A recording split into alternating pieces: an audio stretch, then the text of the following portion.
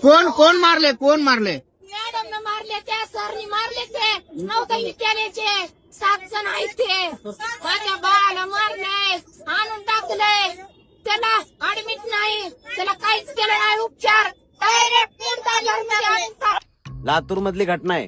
जवाहर नवोदय विद्यालयामधले एक 12 वर्षाची मुलगी फाशी घेते. कशाला? त्या खाटाला, ज्या खाटावर आपण नीट बसू पण शकत नाही. एवढी हुशार मुलगी, हुशार आहे म्हणून त्या नवोदय मध्ये आई वडिलांना सांगितलं जातं की पोरगी आत्महत्या केली. तिला डॉक्टरकडे न्यायचं सोडून तिला डायरेक्ट पोस्टमॉर्टम रूमला नेलं. शाळेतली मॅडम म्हणते तुमची पोरगी फाशी घेतली. 12 वर्षाची मुलगी, हुशार मुलगी फाशी घेते आणि इकडे मैत पडले आणि तिकडे काही नेते सभा घेतात. लाज वाटत नाही तुम्हाला? 12 वर्षाच्या लेकराच्या मड्यावर तुम्ही सभा घेता आणि तुम्हाला मतं पाहिजे. एवढी घाणेरडी राजकारण.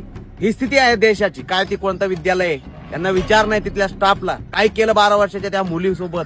आदल्या दिवशी आईला बोलली की सुट्टी आहे आता उद्या म्हणून, एकदम आनंदात बोलली. लाजा वाटायला पाहिजे तुम्हाला. म्हणूनच म्हणतो सर, आजकाल मात्र काही लय बहिणचोद झालेत. संशयास्पद मृत्यू आहे हा. 12 वर्षाच्या मुलीला आत्महत्या करून घ्यायचा कळतच नाही आणि ही शक्य नाही. आणि त्या शाळेत नवोदय मध्ये किती मुलं मुली जातात आपले लहान. त्या सगळ्या मुलांच्या मुलींच्या आई वडिलांनी मिळून या मुलीसाठी आवाज उचला. कारण कसं आहे, ही वेळ उद्या तुमच्या मुलांवरती पण येऊ शकते. कोणावरच विश्वास ठेवायचा नाही. आणि हे जे शाळेचे अध्यक्ष आहेत ते तिथे जिल्हा अधिकारी आहेत वाटतं. त्याच्यामुळं हे सगळं दबलं जातंय का, हा प्रश्न महाराष्ट्राला पडतोय. जय भीम, जय भीमा कोरेगाव, जय महाराष्ट्र.